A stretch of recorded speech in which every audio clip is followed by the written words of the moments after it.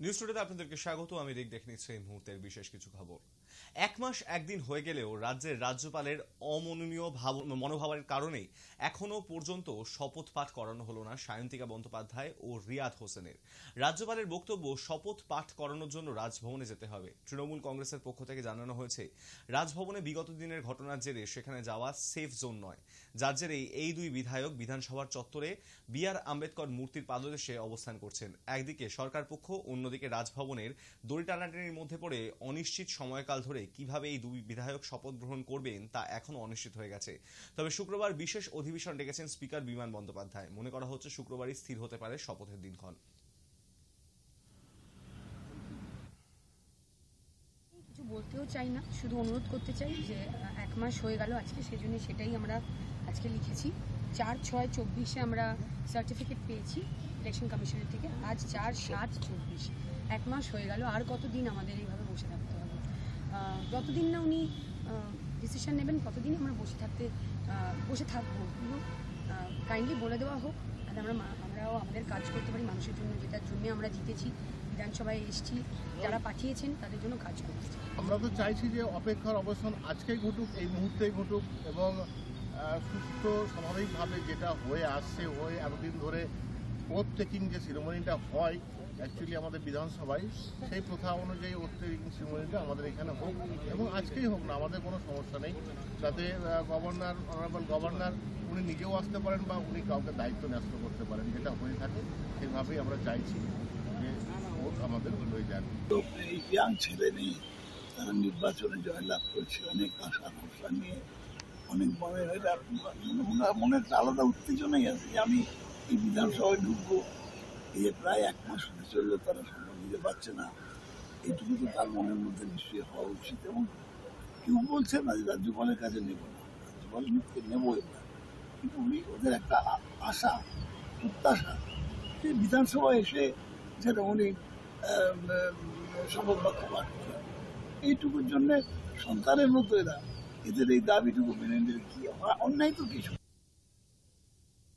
দক্ষিণ কলকাতার এক গেস্ট হাউসে বান্ধবীকে গুলি করে আত্মঘাতী যুবক। তদন্তে উঠে আসছে ত্রিকোণ প্রেমের সম্পর্ক, যার জেরে জটিলতা বাড়ে রাকেশ এবং তার সঙ্গিনীর মধ্যে।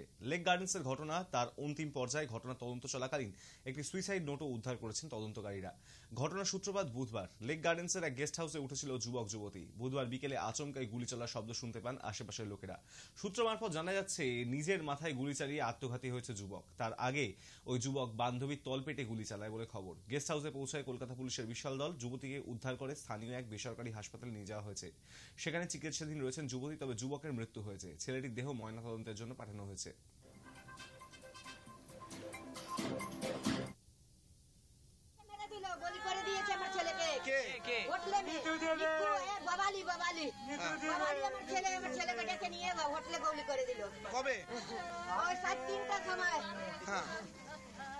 কেন গুলি করলো? কেন গুলি করলো? কেন ভালোবাসা ছিল কতদিনের? কোনো ঝগড়া অশান্তি ছিল? হ্যাঁ, সব টাকা পয়সা সব কেড়ে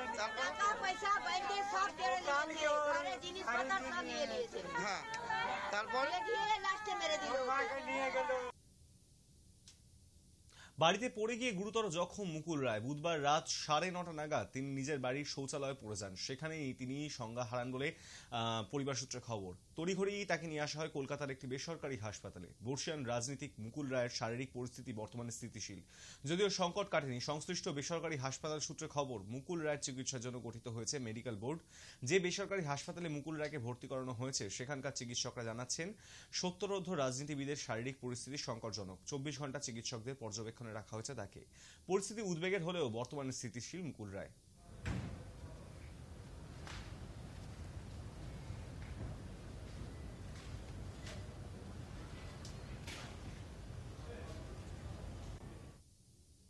সামান্য বৃষ্টিতেই খানাখন্দে জল জমে একসা। রাস্তা সরানোর দাবিতে বিক্ষোভ অভিভাবকদের। উত্তাল ফুলবাড়ি। রাস্তা বেহাল, সামান্য বৃষ্টিতেই খানাখন্দে জল জমে একসা অবস্থা। নিত্যদিন দুর্ঘটনা লেগেই রয়েছে, তার মধ্যে ছোট ছোট পড়ুয়াদের স্কুলে পৌঁছে দিতে হয়। ধৈর্যের বাঁধ ভাঙল বৃহস্পতিবার। শিলিগুড়ি শহর সংলগ্ন ফুলবাড়ি 2 নম্বর গ্রাম পঞ্চায়েতের সিপাইপাড়া মেইন রোড অবরোধ করলেন অভিভাবকরা। সমস্যাটা 2-1 দিনের নয়। অভিযোগ, বছরের পর বছর ওই একই রকম বেহাল সিপাইপাড়া প্রধান সড়কটি, অথচ ওই পথেই স্থানীয় বিদ্যালয়। কোয়েল মজুমদার নামে এক অভিভাবক জানালেন, জলমগ্ন রাস্তা পার হতে গিয়ে সম্প্রতি দুর্ঘটনার কবলে পড়েছেন বিদ্যালয়ের শিক্ষিকাও। টোটো দুর্ঘটনা এখানে হামেশাই ঘটছে। শিশু শিক্ষার্থীদের নিয়ে এই রাস্তায় যাতায়াত কতটা বিপজ্জনক তা অবরোধকারী অভিভাবকদের চোখে মুখে ফুটে ওঠা আতঙ্কেই পরিষ্কার। আজকে আমরা এখানে রাস্তা অবরোধ করেছি, কারণ হচ্ছে আজ আমরা আমার মেয়েকে ভর্তি করেছি 2 বছর। দীর্ঘকালীন এখানে বর্ষা হলেই এই রাস্তায় জল গর্ত হয়ে যায়, জল জমে যায়, আবার ঠিক হয়, আবার জল জমে যায়। তার পার্মানেন্ট কোনো সলিউশন এখানে নেই। প্রত্যেক দিন হয় এখানে টোটো উল্টাচ্ছে। আগের দিন আমার মেয়ে যে স্কুলে পড়ে, স্কুলের ম্যাডাম উল্টে পড়ে গেছে এখানে, এবং আমার বাচ্চা পর্যন্ত এখানে ঝুলেছে। ওনারা কি এখন আমরা জানি না, আমরা কোনো রাজনৈতিকভাবে জানি না ওনারা কি করছে না করছে আমরা জানি না, কিন্তু হ্যাঁ স্কুলের ম্যাডামও পড়ে গেছে। ওনারা যদি আজকে নিশ্চয়ই ওনারা দেখেছেন, ওনারা জানেন এই ব্যাপার, ওনারা অবগত। এখন জানি না ওনারা কি করছেন, কিন্তু আমরা অভিভাবক হয়ে আমরা চাই এই রাস্তাটা দ্রুত। এখানে যত জনসাধারণ যাচ্ছে প্রত্যেকেরই তো সুরক্ষার দরকার। কে নেবে এই দায়িত্ব? কে দায়িত্বটা নেবে? সরকারি দায়িত্ব নেবে, বা এখানে যারা ব্যবসা করছে বা যাদের এখানে পাড়া প্রতিবেশী হয়েছে তারা তো এই অ্যাক্সিডেন্টটাকে আটকাতে পারবে না। কিন্তু আজকে আমাদের অবরোধের একটাই কারণ, আমাদের বাচ্চার সাথে সাথে সব জনসাধারণ যেন সুরক্ষিত থাকে। আমরা চাই না কেউ অ্যাক্সিডেন্টে মারা যাক। 10 মিনিটের পথ পেরোতে সময় লাগছে 25 মিনিটের ওপর। 10 টাকার জায়গায় টোটো ভাড়া গুনতে হচ্ছে 30 টাকা। তারপরও সময় মতন পড়ুয়া সন্তানদের স্কুলে পৌঁছে দেওয়া সম্ভব হচ্ছে না, জানাচ্ছেন ভুক্তভোগী বাবা মা। তাদের অভিযোগ, মাঝে সাঝে রাস্তা সারানো হলেও রাতে ভারী গাড়ি যাতায়াতের জেরে 2-1 দিনেই একই দুর্দশায় ফেরে সিপাইপাড়া মেন রোড। কিছু দূরে রাস্তার উপর ব্যারিকেড তৈরি করলে ভারী গাড়ি যাতায়াত ঠেকানো সম্ভব। রাস্তা সংস্কারের পাশাপাশি সেই দাবিও তুলেছেন অবরোধকারীরা। অভিভাবকদের অবরোধের জেরে এলাকায় ছড়াচ্ছে উত্তেজনা। গ্রাম পঞ্চায়েতের তরফে জানানো হয়েছে, বৃহস্পতিবারই রাস্তা সারানোর উপকরণ আনা হচ্ছে। রাতে ওই রাস্তায় যাতে ভারী গাড়ি না ঢোকে তারও ব্যবস্থা নেওয়া হবে বলে জানানো হয়েছে। রাস্তাটা বেহাল অবস্থা, রাস্তার অবস্থা খারাপ। স্কুলে যাওয়া বাচ্চাদের নিয়ে যাওয়ার জন্য খুব অসুবিধা হচ্ছে, তাই এরা অবরোধ করছে। রাস্তাটাকে বন্ধ করতে যাচ্ছিল, আর বন্ধ করতে দিন এখনই মাল আসতেছে, একটু পরেই মাল ঢুকলে পরে বন্ধ হবে। না আগে মাল একবারই মাল পড়ছিল, রাস্তা বন্ধ হয়েছিল, আবার প্রচন্ড গাড়ি চলার কারণে রাস্তাটা ফের গাড্ডা হয়ে যায়। তো আজকের মধ্যে আবার মাল পড়বে। পঞ্চায়েতের আশ্বাসে শেষ পর্যন্ত অবরোধ তুলে নেন অভিভাবকরা। তবে অবিলম্বে রাস্তার হাল ফেরানো না হলে ফের অবরোধ বিক্ষোভ করা হবে বলে সাফ জানিয়ে দিয়েছেন তারা। High news Network. মৌমাছি প্রতিপালনে এক ভয়ঙ্কর ভিলেন পরিণত হয়েছে স্মল হাইভ বিটল নামের এক বিশেষ পোকার দঙ্গল। ছোট চাক পোকার আক্রমণ থেকে মুক্তি দিতে গবেষণা করছেন কৃষি বিজ্ঞানীরা।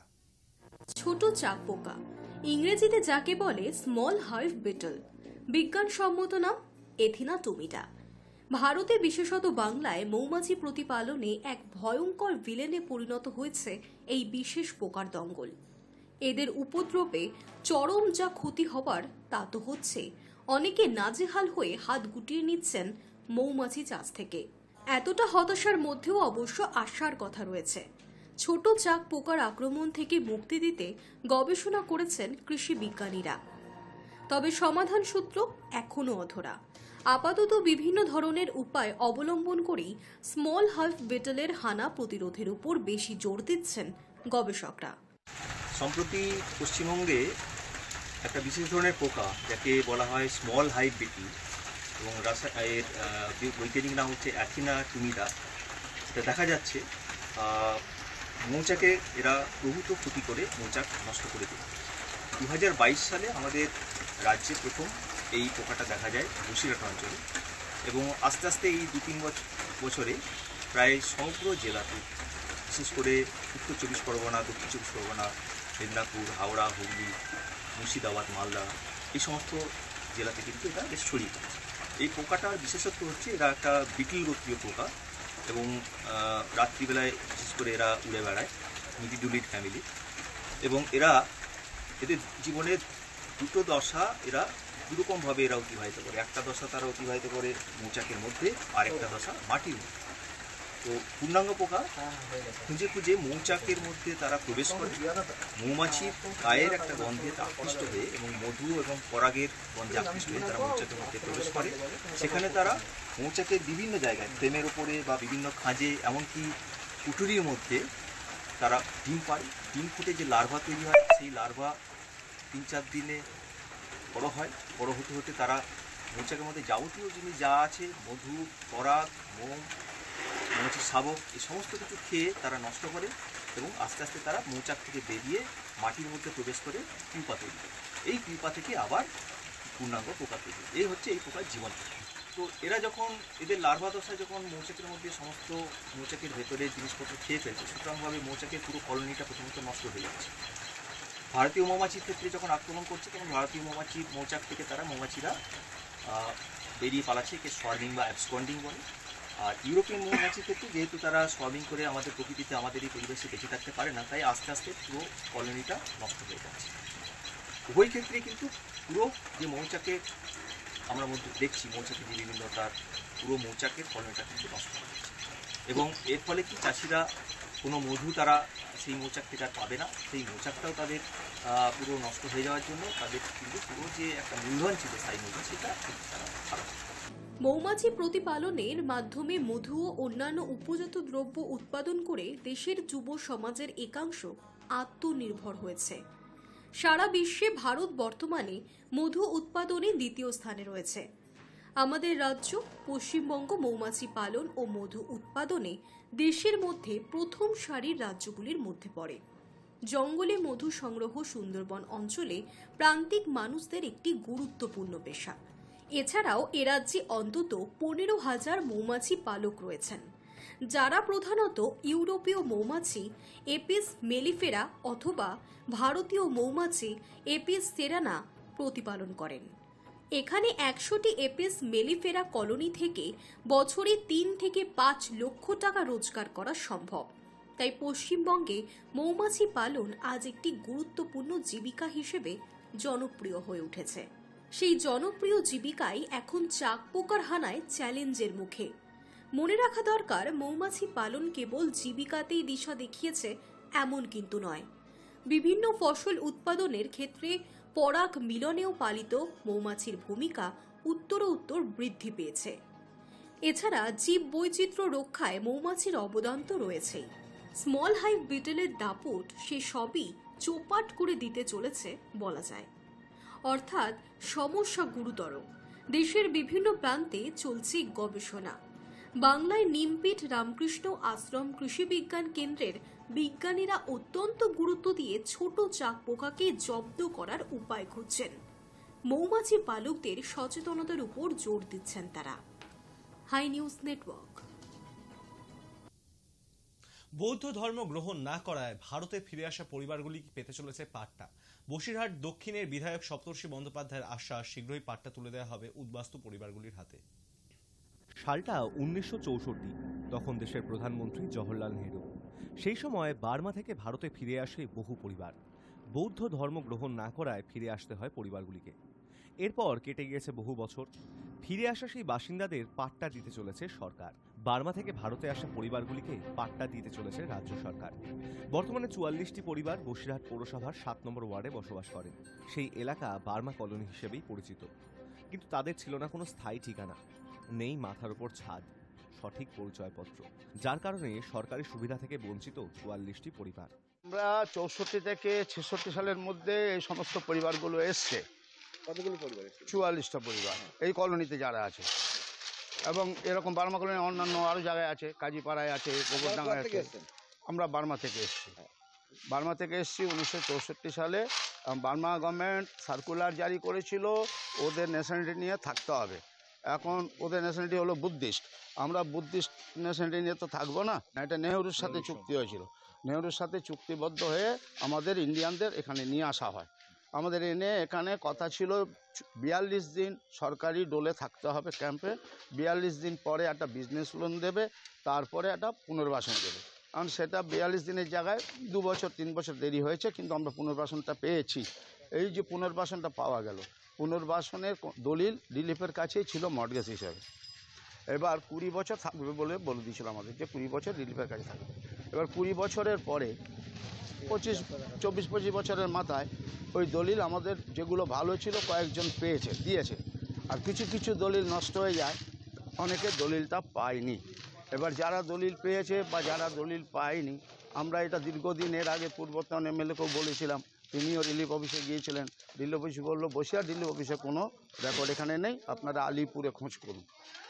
তখন সেখানেও খোঁজ করা হয়েছিল, তদবির করা হয়েছিল, কিন্তু কাজটা হয়নি। তো এখন যে বর্তমান কাউন্সিলর, সেই কাউন্সিলরকে আমরা ঘটনাটা জানাই, যারা দলিলটা পায়নি তারা যাতে দলিলটা পায়, এবং যারা দলিল পেয়েছে তাদের মধ্যে অনেকে রেকর্ড করতে পারছে না পয়সার জন্য, তারা যাতে রেকর্ডটা করতে পারে সরকারিভাবে এই ব্যবস্থাটা করা হোক। তিনি এমএলএর সাথে যোগাযোগ করেছেন, এমএলএ ডিএম অফিসে যোগাযোগ করেছেন, ডিএম অফিস থেকে কালকে লোক এসেছিলো, এসডি অফিস থেকেও এসেছিলো, এসে এটা সার্ভে করে গেছে এবং আমাদের বলে গেছে আপনারা কত ফ্যামিলি আছেন, ডিটেলস নামটা দেবেন এবং কে কতটা জায়গার উপরে আছেন, আর যাদের দলিল পেয়েছেন তারা নামটা দেবেন, যাদের দলিল পাননি তাদের নামটাও দেবেন আলাদা করে। বারবার প্রশাসনের দ্বারস্থ হওয়ার পরেও সুরাহা হয়নি এই সমস্যার। সরকার বদলায়, কিন্তু এই পরিবারগুলির কোনো স্থায়ী ঠিকানা না হওয়ায় সরকারি সুবিধা থেকে বঞ্চিত হন তারা। এর আগে রাজ্য কেন্দ্র একাধিকবার পাট্টা দেওয়ার উদ্যোগ নিলেও এখনও সমাধান হয়নি তার। একরাশ হতাশা নিয়ে জীবনযাপন করে চলেছে প্রায় 200 জন উদ্বাস্তু মানুষ। আমাদের প্রথমে দেখেছিল কদিন হাওড়া স্টেশনে, ওখানে ছিলাম আমরা। তারপর ওখান থেকে নিয়ে আসলো হাসনাবাদ, তখন ওই 3 মাস থাকার কথা, তখন 3 মাস ওখান থেকে তো আমাদের ওই 6 মাস রেখে তারপর ছেড়ে দিল। তারপর আমরা ওই 2000 টাকা দিয়ে ছেড়ে দিয়েছিল। তারপর আমরাও ঘর ভাড়া করেছিলাম। পেলে ভালো হয়, আমাদের পক্ষে খুবই ভালো হয় এই আর কি। সব জায়গায় তো পেয়ে গেছে, আমাদের ওখানে তদারক করার লোকের খুব অভাব। 2024-এর লোকসভা ভোটের আগে বসিরহাট দক্ষিণের বিধায়ক সপ্তর্ষি বন্দ্যোপাধ্যায় প্রচারে গিয়ে আশ্বাস দিয়েছিলেন। এরপর উত্তর 24 পরগনার জেলা শাসকের দপ্তর থেকে শুরু হয় সার্ভে। পুরো ঘটনাটা যদি একটু পিছন দিয়ে আমরা তাকিয়ে দেখি, 1964 সালে বার্মার থেকে সেখান সময় কিছু লোকজন এসেছিলেন, আমাদের তৎকালীন প্রধানমন্ত্রী ছিলেন পণ্ডিত জওহরলাল নেহরু। তারা যখন এখানে আমাদের 7 নম্বর ওয়ার্ডের ওই নির্দিষ্ট স্থানে এসে থাকেন, তাদেরকে আশ্বাস দেওয়া হয়েছিল কেন্দ্রীয় এবং রাজ্য সরকার উভয়ের তরফ থেকে যে তাদের এখানে পুনর্বাসন দেওয়া হবে এবং তাদের পাশাপাশি যে জমিতে যারা থাকছে তার পাট্টা এবং দলিল দেওয়া হবে। বহু বছর চলে গেছে, সরকার এসছে, সরকার গিয়েছে, সরকার পরিবর্তন হয়েছে, কিন্তু তাদের সমস্যার সমাধান হয়নি। লোকসভার প্রাক্কালে আমরা যখন ভোটের প্রচারে যাই তখন তাদের কাছ থেকে এই সমস্যার বিশদে আমরা জানতে পারি এবং মাননীয় মুখ্যমন্ত্রী মমতা বন্দ্যোপাধ্যায়ের অনুপ্রেরণায় আমরা চেয়েছি এখানকার মানুষ যারা সত্যি নিডি, তারা তাদের যে জমিতে বসবাস করে সেই জমির পাট্টা এবং দলিল পাক। তার জন্য আমি উদ্বোধন কর্তৃপক্ষকে জানিয়েছিলাম, ল্যান্ড ডিপার্টমেন্ট, ডিএম ডিপার্টমেন্ট, তাদের তরফ থেকে সরজমিনে তদন্ত করার জন্য আধিকারিকেরা এসেছিলেন এবং আমরা আশাবাদী খুব শীঘ্রই সেই সমস্ত মানুষ যারা এখানে রয়েছে তাদের স্থায়ী পুনর্বাসন এবং পাশাপাশি তাদের জমির মালিকানা তারা পাবে এর মাধ্যমে। বিধায়কের আশ্বাস, শীঘ্রই পাট্টা তুলে দেওয়া হবে উদ্বাস্তু পরিবারগুলির হাতে। এই আশ্বাসে খুশি Burma colony. Hi news network. ডাম্পারের ধাক্কায় গুরুতরভাবে জখম এক স্কুটি চালক। বীরভূম জেলার ময়ূরেশ্বর থানার অন্তর্গত নারায়ণঘাটি ক্যানেল পার মোড়ের ঘটনা। স্থানীয় সূত্রে খবর, কোটাসুরের দিক থেকে সাঁইথিয়ার দিকে যাচ্ছিল একটি স্কুটি, ঠিক একই দিকে যাচ্ছিল একটি ডাম্পার। ডাম্পারকে সাইড দিতে গিয়ে ডাম্পারের আঘাতে গুরুতরভাবে জখম হয়ে রাস্তার ওপর পড়েন ওই স্কুটি চালক। ঘটনাস্থলে পৌঁছয় ময়ূরেশ্বর থানার পুলিশ প্রশাসন এবং সেখান থেকে ওই আহত ব্যক্তিকে উদ্ধার করে রামপুরহাট মেডিকেল কলেজ হাসপাতালে নিয়ে যাওয়া হয়। যদিও এখনো পর্যন্ত এই আহত ব্যক্তির সম্পূর্ণ পরিচয় জানা যায়নি।